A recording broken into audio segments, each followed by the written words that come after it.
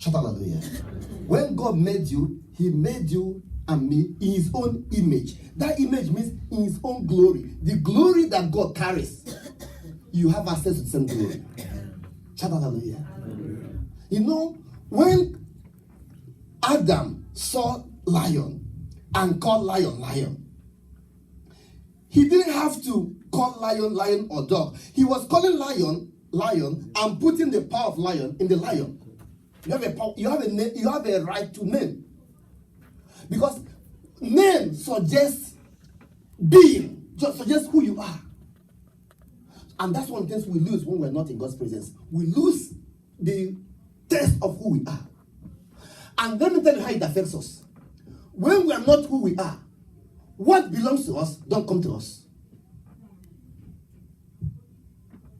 Shout hallelujah. Hallelujah. So when Jacob went to God's presence the first day, he was praying, oh God, bless him. How many of you are asking for blessings today? How many of you need blessings today?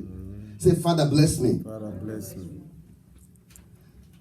Does it interest you to know that when God, did God answer that prayer? Did God answer his prayer? Now, for those of us that think that blessings means money, are you aware that when Jacob was praying that prayer, he had money? He was physically rich. Remember, he just duped a nation. He had so much sheep and so much animals. He has so much money. Are you aware of that? He was wealthy. Remember also, his father had blessed him too, right? So he had blessings of what? He had wealth. What was Jacob looking for when he was asking for blessings? Let me ask in a different way. What did he get when he was asking for blessings?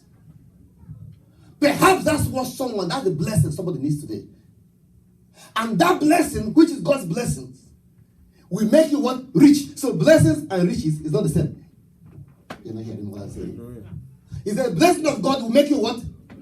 That means blessing is not riches. You can be rich without being blessed, right? When Jacob eventually met Esau,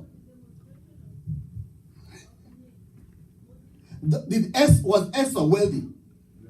Remember, Esau was the one that wasn't blessed, or that needs the blessing. Actually, the first meeting, Jacob didn't understand that there was blessed too. He had so much money and wealth and cars and sheep for him. And said, give it to my brother. What I said? Keep it, I have it. Keep it, I have it. God will bring to a level of blessings that you don't have to want anything. No wonder when the Lord is your shepherd, you want nothing because God provides for you. Come on, let that amen be wealthy. Amen. Can your amen be wealthy? Amen. So blessing is not, when you talk about blessing, don't think about money. You will miss blessings. That's why many of us are pursuing blessings, to pursue money, thinking that look for blessings. So when I want to give you something, because I'm talking about God's glory, God's presence. When, remember, Jacob stumbled into that presence. He didn't know God was there. He said, oh my God, God is here. I didn't even know it. I pray somebody, it will not happen to you by mistake. Amen. That God is here today for you. And remember, when he met God, he was alone. Because some of us use crowd to equate God's presence. Crowd does not mean God's presence. That's why God will meet somebody here today. Amen.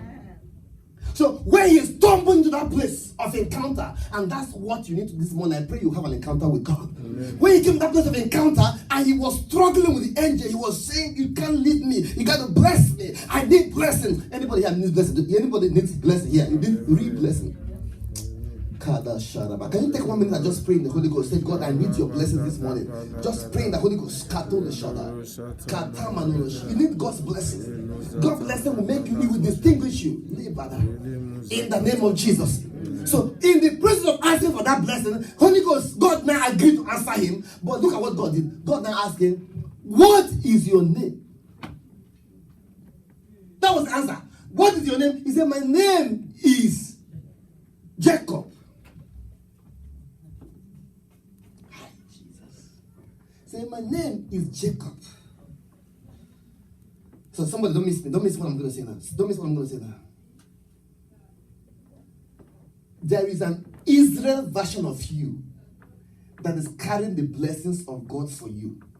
Until your Jacob meets your Israel, you won't experience those blessings. Did you hear what I just said? There's an Israel version of you. Israel is a transformed part of you. There are some blessings you are asking God for that He put in your Israel. He doesn't want to release it to your Jacob. Because the corrupted version of you called Jacob will corrupt that blessing. It is like when you are asking somebody to give you water, but you have a bowl, and the bowl is dirty. If you pour water into that, what happens? It becomes, the Bible says, you don't pour good things into an old container.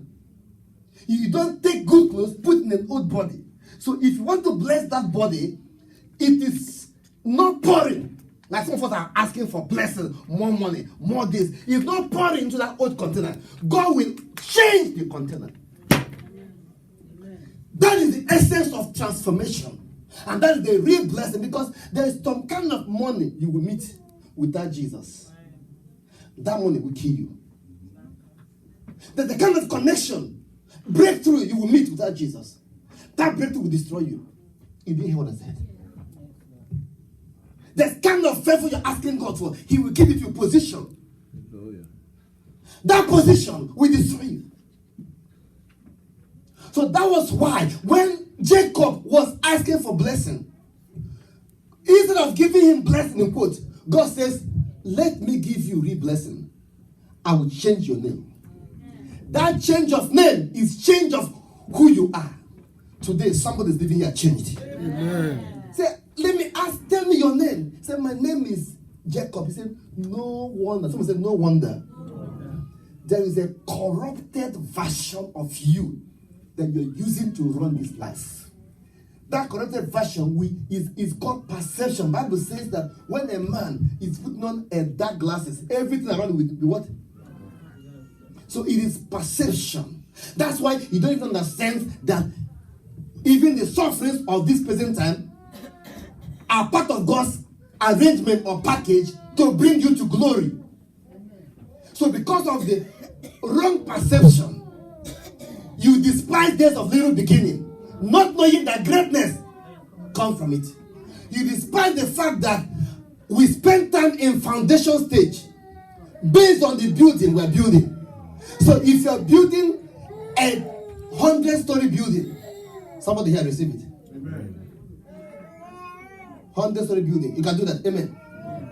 If your vision is to build a 100-story building, see what God told me. This is God said to me, I am raising men that I will bless for the kingdom's sake. Amen. So this place, God is raising ideas that will make greatness. Shout hallelujah. Amen. So if two people are building a house, you're building 100-story building, you're building 2-story building. So this man will be on foundation. This man is in what? Is roofing. You know, see what Bible says, those who compare themselves with themselves, they are making big mistakes. And people are telling you, the man you started building with is roofing, and you're still doing foundation. When people try to compare you that way, tell them, don't worry. What I'm building is not what they are building.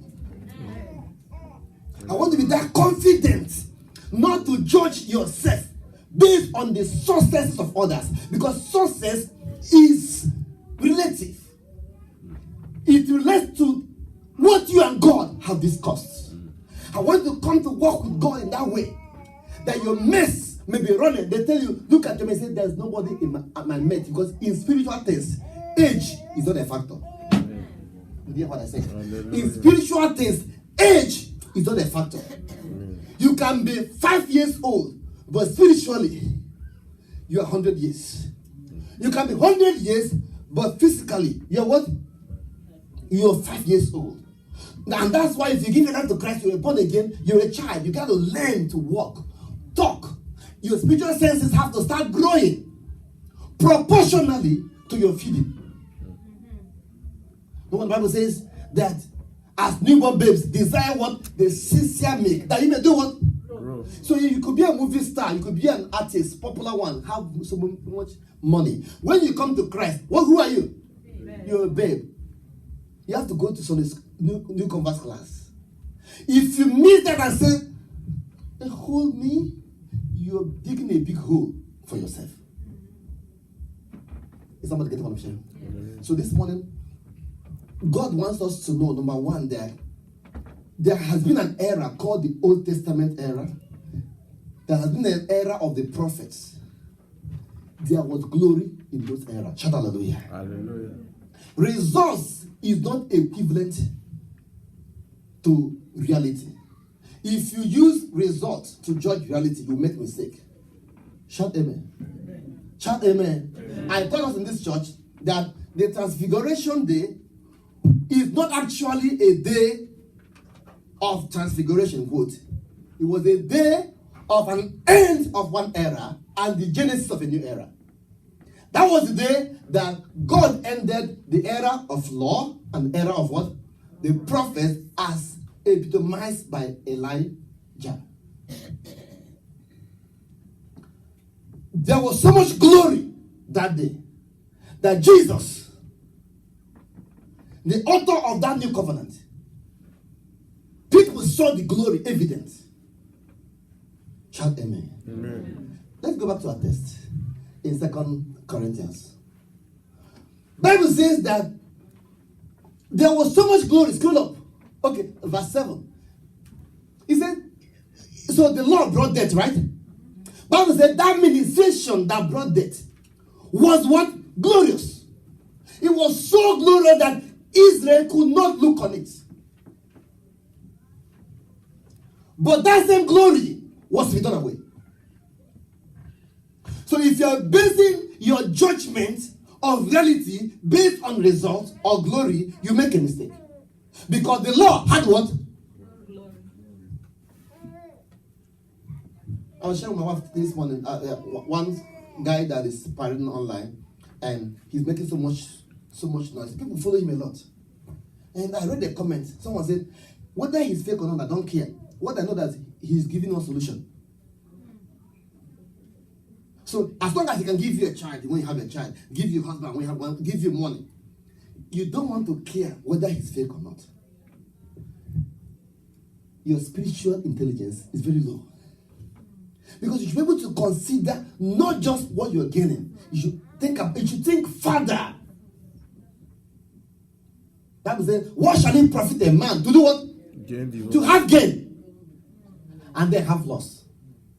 And then he said in another place, he said, it's not better for you to lose. If you want to come to me, you must lose everything, including what? Yourself, and then you do what? Gain. Let me ask you, loss,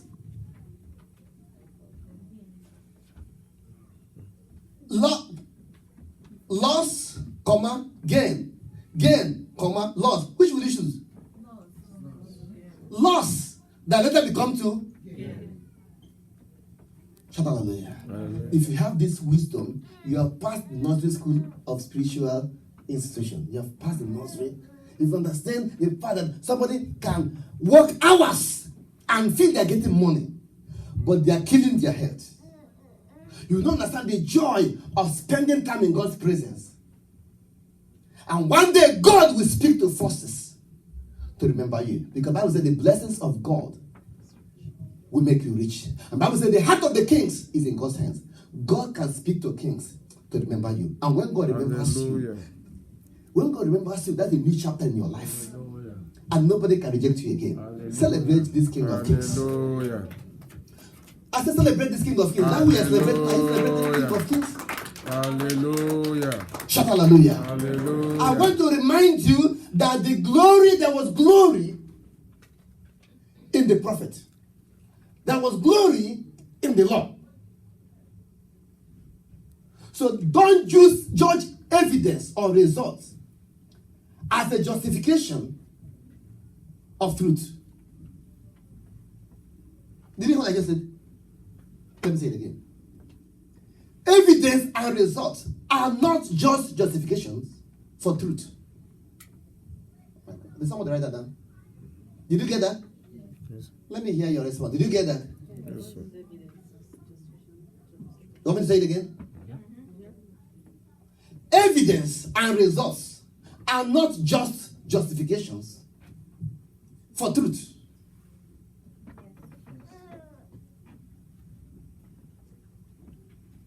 Number two, this message is aimed to let you understand the fact that even though there was glory in the old law, the glory in this new covenant is greater. Oh my God. In Haggai chapter 2, it says, for the glory, it says, who among you saw this house in its first glory?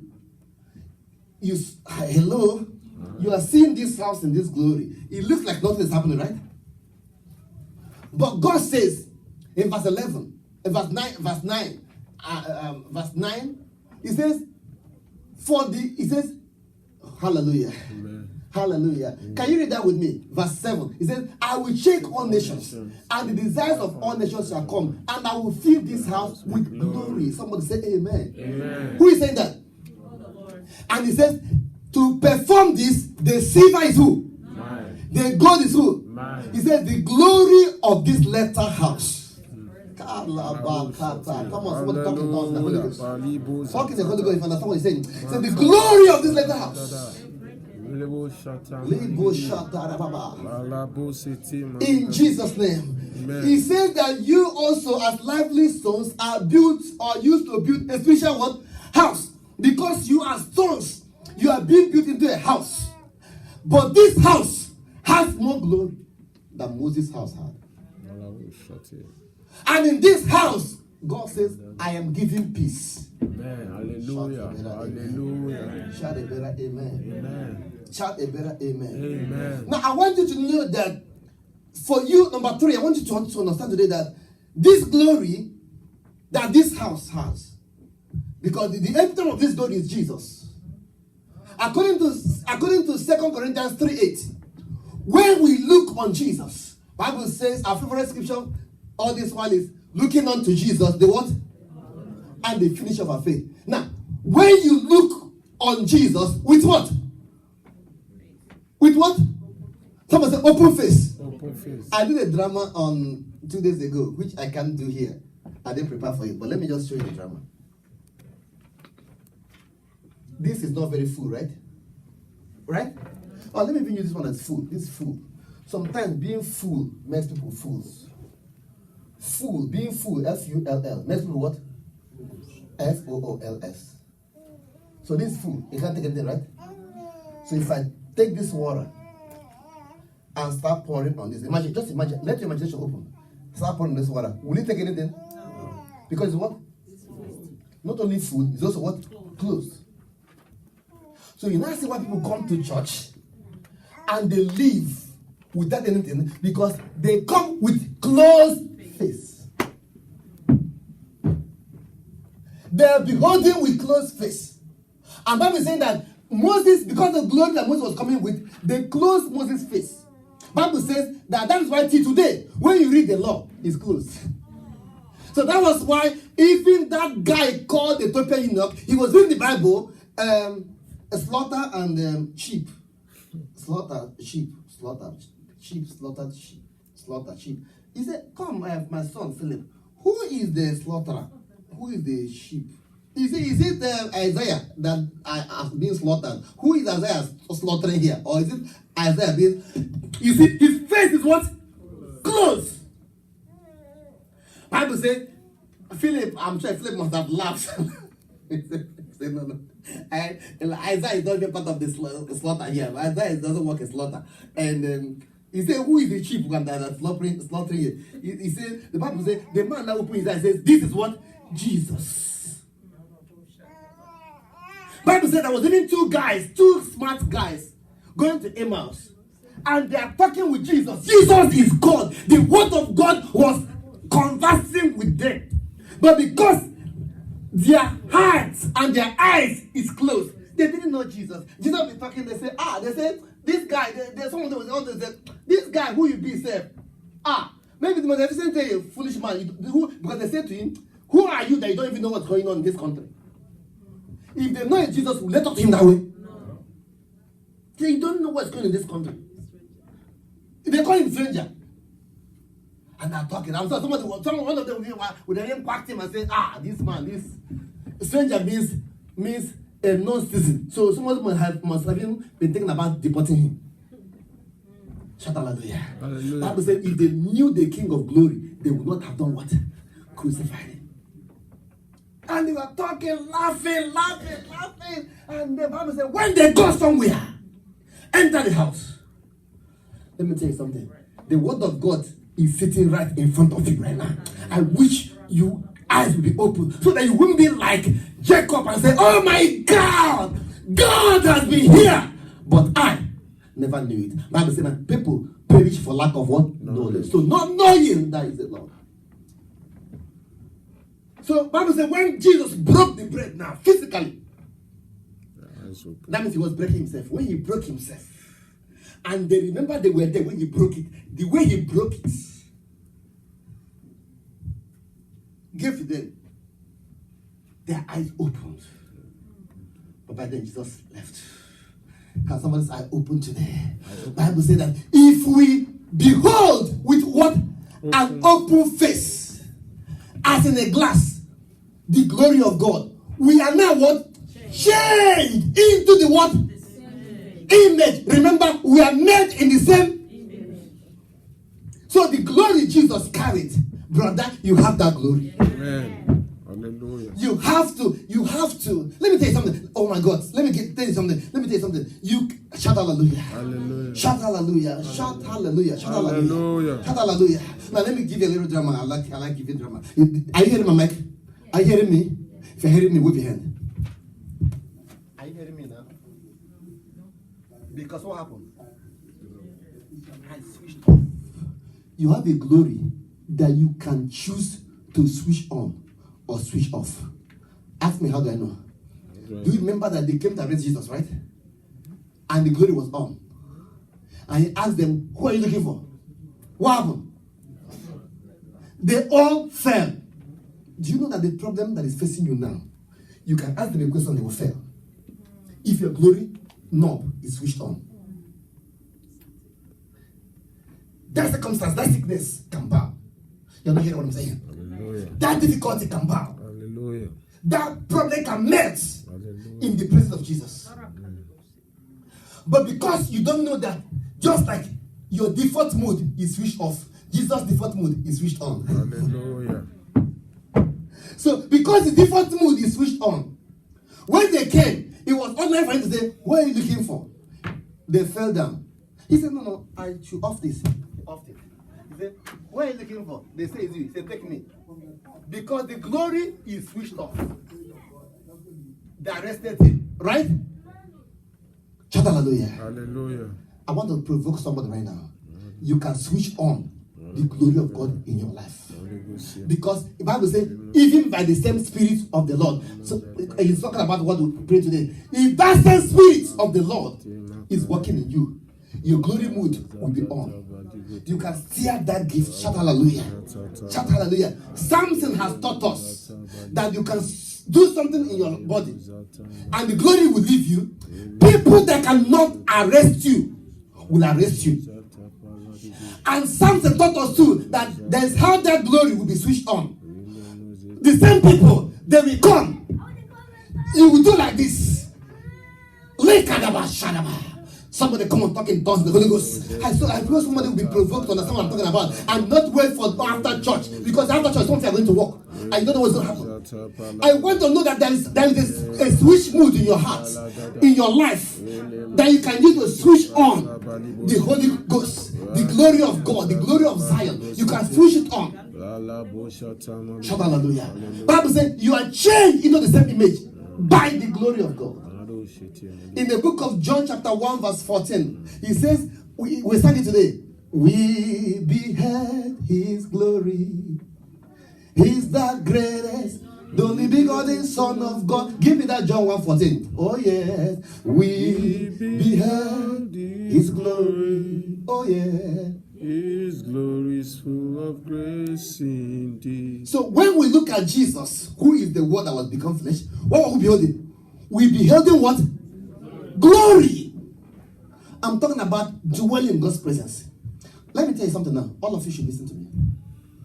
The glory of God is our nation. Is what? Shout amen. Amen. Let me use physical terms to explain to you. I'm a black man. Do you know that? You don't know that? Shout hallelujah. Hallelujah. What if I tell you I'm a white man?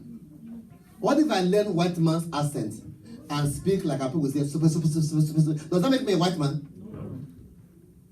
What if I live in white neighborhood? I tell myself you're a white man. I speak like white men. I drive their car. I live in their house. Does that make me a white man? One day, the black gene in me will do what? Will betray me. If not for any reason, when they see my fruit, by my fruit, they will do what? They will know me. Bible says, wherein you walk among them as evildoers, the day God will visit, they will glorify God for your sake. They will say, wow, he's the child of God. Shout hallelujah. Hallelujah. And then let us know that God made you in his own image. Your default mood is a carrier. Someone say a carrier. The carrier. Of God's glory. If you got that today, you will walk in consciousness of the fact that even though we're in the world, we're not what? Of the world. Because he that what? Dwelleth in us is what? Greater. Someone say greater. Greater. When we behold Jesus, we are seeing glory. When men look at you, that same glory should manifest. Hallelujah. I am here to provoke someone that if that glory is not speaking in your life, it's because your default button is what? Is off. You can ignite it. Hallelujah. Somebody talking that Holy Ghost. Come on. Hallelujah. Shout hallelujah. Hallelujah. Shout hallelujah. Hallelujah. Shout hallelujah. Hallelujah. Now, Bible says that everyone has different glory. Even stars have different glory. That's one of the things I wanted to see here in 1 Corinthians 15. It says that every star have their own glory, right? Mm-hmm. Are you a star? Yes. You have your own glory. Now, I want you to know this because if you understand this, you will not jealous any human being. Because we all carry different glory. Shout hallelujah. Hallelujah. Bible says that there is a different glory. Hallelujah. Amen. You know, I talked about Jacob and Israel. Shout hallelujah. Amen. In verse 48 to 49, Bible is saying that our transformed nation has a better glory than our own self. Can you read it? 1 Corinthians 15. He said, our resurrected body, when we are sown, shout hallelujah. Hallelujah. We are sown in dishonor. But when we rise up what? There is an honor, there is a glorious honor associated with your resurrected body. So that's why you got to function in that body. Sickness have no dominion. Do you hear what I say? Dominion means it will not reign, it will not inflate, it will not manipulate that body. Shout hallelujah. Hallelujah. I pray somebody will consciously walk in the realm of that body. Let me tell you something. That in that body, the Bible says, the star, the glory of your star cannot be quenched. Shout hallelujah. Hallelujah. Oh my God. When Jesus was born, there was a star born with him, right? Mm-hmm. Do you know that every one of us have the same star? We have star born when we are born. Do you know that? Yes. Oh my God. Jesus' star, when he saw the house of Herod, what happened? He disappeared. He dimmed. There are some forces that can dim your star. That's why he can't live permanently in those eras. Bible says the star came to the house of Herod and jumped. So because they were still looking at the house of Herod, they were not seeing the star. Bible says when they passed Herod's house, what happened? The star reappeared. I want you to mind places where your star can come out. Find places where your star can shine. Find areas where your star can shine. There's a glory you have. Shout amen. Amen. Now, my final theme in this study is the fact that you know you can live in a house, but you don't walk in that house. Galatians 5:22-25-26 says that we should not only live in the Holy Ghost, we should do what? We should dwell or walk there. Let me tell you what when I got that scripture, look at what I thought about. I have a house where I live in America. I realized that normally I stay in my house, I leave my house where I pay for. Let me ask you a question. I don't know about you, but do you realize that we live less in our house than we live in other places in this country, right? So sometimes I come as late as 11 o'clock in the night in my house, 10 o'clock. So let's assume I come 11 o'clock, and sometimes I leave house 6 o'clock. Let's assume you walk that way. So that means if you come 11, 12, 1, 2, 3, 4, 5, 6, how many hours? 6 hours. And then the rest of 18 hours are outside the house. But where do I live? In my house. Holy Ghost should tell me, do you know that some people live in the Holy Ghost as a house, but they don't work there? They don't work there. It's just a house where they can come in on, some of them come even once in a week and come to that house, but they don't live there. You know what the Bible says? The Bible now says, if we live in the Spirit, look at that scripture. If we are living there, we should also do what? Walk in that place. Wow. Does that make sense to you? Because you could leave that place, you just leave that place, you're American citizen, but you don't live there. But you don't work there. Wow. So if you're claiming that you're living the Holy Ghost, when you walk, it should be the Holy Ghost doing what? Doing the work. When you walk, W-O-R-K, Holy Ghost. It's not enough to claim that you have the Holy Ghost. And that's why it's erroneous for you to base your work on God based on speaking in tongues. Do you know that speaking in tongues doesn't make you feel with the Holy Ghost? That's why I love that scripture that says, if the same Holy Ghost that woke up Jesus, we should see him. Shout amen. Amen. Shout amen. Amen. You know my children have American accent, right? Because they were doing what? Born here. Some of you that have been here 20 years. When you speak, you call water. You call water what? Water. So you've got that accent, right? Am I making sense? You can live to talk like America. Okay, let me forget America. You can go to Spanish or living here. You can. My children, smaller ones used to go to school run by Spanish people. So my daughter and the other one, they know how to say ABCD. They learned Spanish one first without even knowing the English one.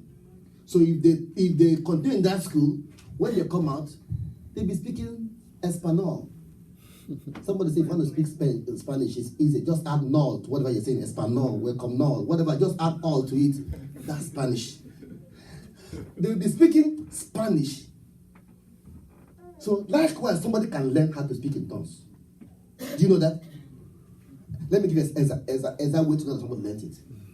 One, which is obvious, it doesn't show in their life. They can speak, when they act, their life is not measurable. You're going to say, wait, you've been speaking in tongues this morning. How come your life is not showing it? Because they do what? They learned it by association. By being why it is spoken.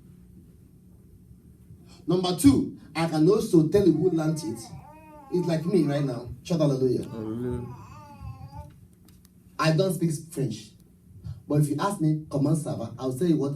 Ça va bien, merci. Et vous? Ask me on that one. So because it's the learned language, some people have learned how to speak lakalabaka, lakalakaba. Let's pray in tongues. Lakalakaba, lakalakaba. Pray in tongues. Lakalaba. Because the only thing they know is ça va bien, merci. Et vous? Speak French. Ça va bien, merci. Et vous? Speak French. Ça va bien, merci. Et vous? I know that one. Comment tout t'appelles? Comment tu t'appelles? Comment tu t'appelles? Comment tu t'appelles? Speak on that one. Ça va bien, merci. Et vous? Ça va bien, merci. Et vous? Speak on that one. So when you are speaking in tongues, it's just that phrase. Comment tu t'appelles? Comment tu t'appelles? Speak it. Comment tu t'appelles? Speak it. Comment tu t'appelles? Comment tu t'appelles? Second one. Ça va bien, merci. Ça va bien, merci. Add it. Et vous? You've learned how to speak French. You are taught by a man that doesn't know how to do what? So if you're speaking in tongues, is that you don't understand that there's a language. Like you see, I'm speaking English language, right? I've learned many ways to express my emotion and what I'm trying to communicate, right? Because I'm speaking. Let me say, he that's speaking in tongues is speaking in an unknown what language. In an unknown what language. So it's a language. It's a language that have from A to Z. Then you can communicate comfortably. Somebody talking the Holy Ghost. Come on, hallelujah. It's a place where you can come to, and when you do in that realm, it brings what I call spiritual consciousness. Your spiritual intelligence is provoked. So that's why you look at someone and say, brother, you live in the Holy Ghost. You say, right, you live there. I've seen you there. I see you there. I've seen you there. You live there, but you don't do what? Don't walk there. You live there, but you don't walk there. You've learned their language because you do what? You live there. Shout hallelujah. It's like me, I came to America after over 30 years. It's like making me to have American accents. One day I will forget water and call what? Water. Because I've lived so long where I'm coming from that even when I learn this one day it will do what? It will betray me. I will have one opportunity to miss opportunity. Shout hallelujah. Am I with you? If you're with me, shout amen. So let me try to give someone something. Are you learning something? Yes. So the glory of God, which is God's presence, is something we should not just live inside. We should do what? Dwell. I like John 6. John 6 says that when you only live in the Holy Ghost, you don't walk in the Holy Ghost, look what happens. You'll be having what's called vainglory. Easily provoked. Envy. When you see envy, when you see easy provocation, when you see vainglory, know that this person may have been living the Holy Ghost, but they don't do what? They don't walk there.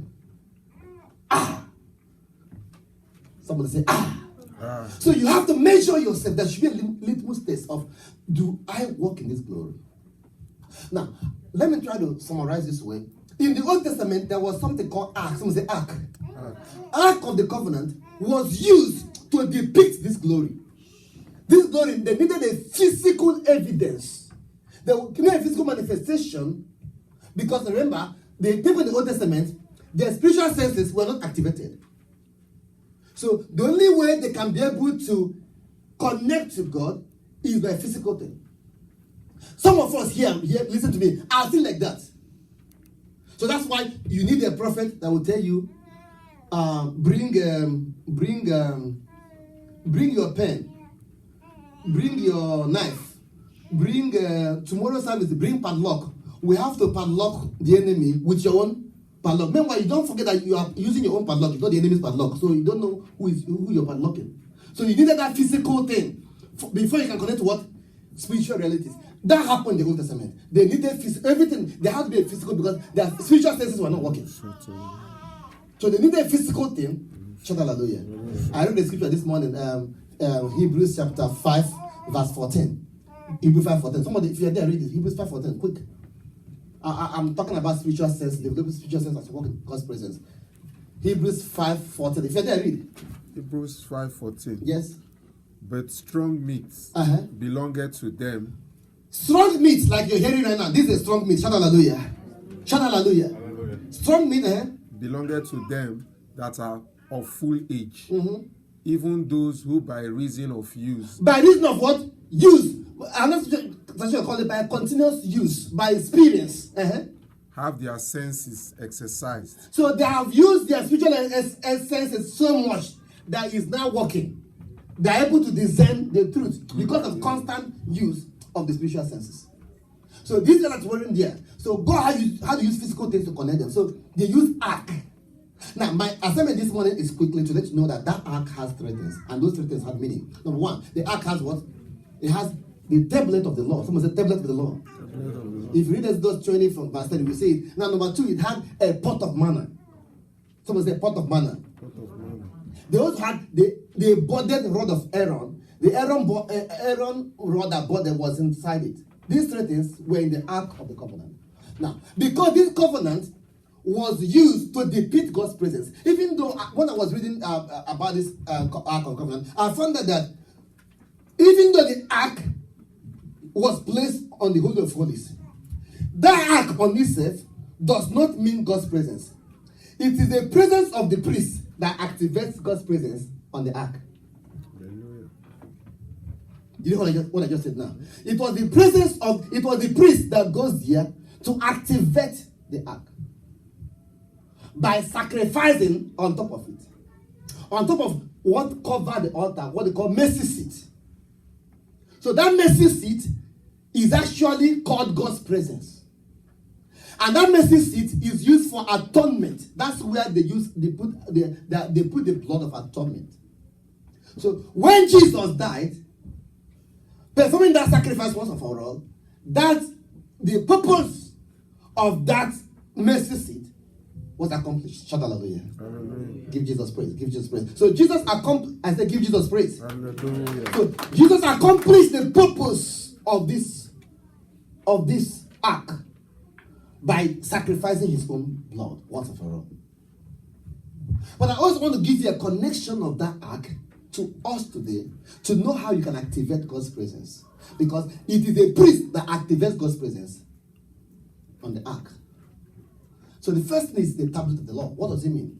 Now, the tablet of the law means the law. Someone said the law. Someone said the law. So, respecting God's law or obeying God's law is a way of activating God's presence on the ark. In John chapter 13, from verse 34, 35, or 35, it says, God says, I give you a new commandment. So it's a new commandment. New commandment. So look at the commandment that God gave us. He says, I give you a new commandment. And that commandment is what? Is what?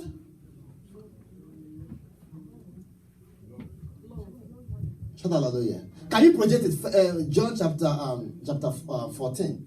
Now, it's called love.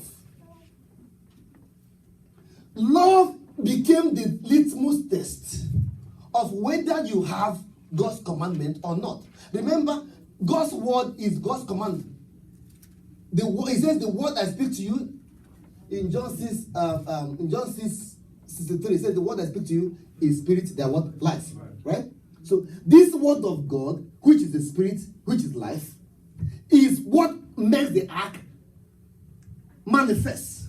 Shout hallelujah. Hallelujah. Shout hallelujah. Hallelujah. Shout hallelujah. Hallelujah. I want to understand the ark, and I want to understand the connection, or there is an adumbration of something that is real. Remember those olden days, once the ark comes in, they have victory, right? Oh my God. To cross the river Jordan, what do they need? The ark will go in first, the Jordan will part.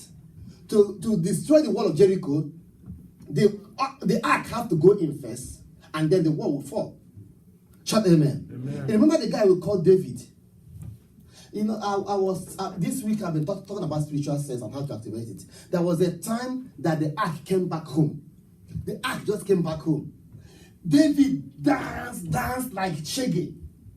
You guys know what's going to dance like Shege? He danced until his clothes was. And the wife was like, oh my God, oh my God, oh my God. The wife had a sense too, right? Oh my God, my God. He called me and said, husband, why are you dancing like a kid? And the man looked at him and said, the reason why I'm dancing is the reason why God took away the kingdom from your father and from you. Because both you and your father don't have spiritual sense. Shout amen. Amen. Does it make sense to you? So David was dancing. Why? Because David knew that once the ark comes in, what happens? Victory. Someone say victory. Victory. Somebody shout victory. Victory. If you understand what I'm saying to you, you're going to live here today with that ark. Amen. And when I'm talking about ark, I don't mean something because to carry it is going to be it's very heavy. But if you can understand the symbol of the ark, and when you're living here today, you're going to do what? Correct. Because three things are mainly inside it. I've told you what is on top of it, which is the mercy seat, which is Jesus already done, accomplished it. But you need to understand what is inside the ark. So if you're living here today, if you work hard with it, that means you are carrying the ark. When you go back to the interview tomorrow, you're carrying the ark. Amen. Somebody shout hallelujah. Hallelujah. When you go back to your job, you're carrying the ark. When you go to apply for a contract, you're carrying the ark. And there is no resistance to the ark. Bible said that when Gideon them were fighting, we were fighting, and they didn't understand. So when the ark came in, there was so much joy. People say, why are they laughing? Why are they joying? Somebody told them that their ark have landed. And we know what that means. That once their ark lands, what happened? Just forget it. Don't fight them.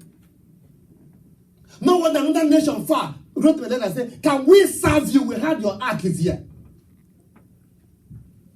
So that was why when the ark left, because that ark can leave, it's called Ichabod. When the ark left,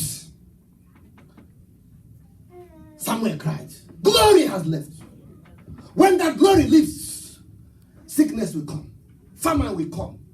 People that cannot talk to you will talk to you. Like I told you, they even arrested Jesus because Jesus had to consciously off that ark.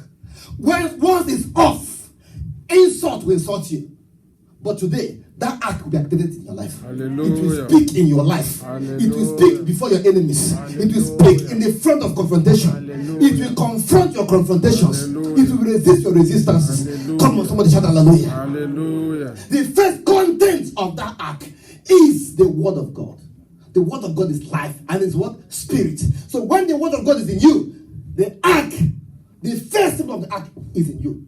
Is the word of God in you? Is the word of God in you? Is the word of God in you? Remember, Jesus conquered devil, not with muzzle. He just gave devil what? The word. Thus says the Lord. Do you have enough word in you to throw out? Do you have enough word in you as bullet? You know what it means for you to have limited bullet? And you're fighting your enemy. You fight, and then when you do that, they come and it's empty. Come and it's empty. And your enemy still have bullet. You just sign your death warrant. So your quiver, your stomach, out of your belly must flow what? Rivers. The word will flow like a river. That way you cannot be hot. That way you cannot lose. Shout hallelujah. Hallelujah. Number 2, the second thing in that particular ark is a pot of manna. What is a manna doing there? Manna is testimony. What is it called? Manna is a proof of what God has done for you in the past. I'm going to give you a simple formula to help you. If you get what I'm sharing with you now, even if you close now, it's okay. Shout amen. Amen. Simple way that the enemy uses to defeat people is making you forget what God has done for you in the past. If the enemy can make you forget what God has done in the past, he will defeat you. But if you can find a connection between what God did for you in Nigeria and what he can do for you in America, you're a victor. If you can find a connection, if you can find patterns of God in your life. David said to Goliath that I was a boy tending sheep. Is there a connection between sheep and bear and Goliath? Is there a connection? Is there a connection? Oh my God. Answer me, is there a connection? Those of you that did quantitative aptitude, is there a connection between sheep and lion and bear? Have their connection? They are animals, right? Lion, bear, giant. Do they have connection? Giant is out, right? But with his spiritual intelligence, he found that all of them are flesh. He found that flesh between all of them. Beyond that, he also found that devil behind the motive of the lion and the bear coming out of after the sheep, and Goliath coming out after the lost sheep. So once he threw that parallel, he said, forget it. I killed the bear. I killed the lion. What's this? Goliath, I will kill you by the same power that killed the lion and the bear. Celebrate Jesus. Hallelujah. If you can find that connection, and then you had a job in airport, somebody fought against you, they fired them. You work in the post office, somebody was a junior, fought against you, they fired them. Now you're working for the federal, and somebody that's not even hired is writing a petition against you. Find a connection. The person that fought against me in airport was fired. President Ford against me in the post office was fired. In this federal job, who is this uncircumcised? If you can find connection between and patterns in spiritual things, you can be able to draw the fact that that pot of manna is a testimony that there was a God who provided for you when you had no job. If God can provide for you when you have no income, now that you have a job, even though your income may be small, that same God will provide for you. So the manna was there to remind them that there is a God who is a provider. And when you call him my provider, it means he can provide for you from January to December. Your job is not your source. It's just a means that God is using to bless you. If that job is removed, God will still provide for you because God is your shepherd. Come on, give him praise. Hallelujah.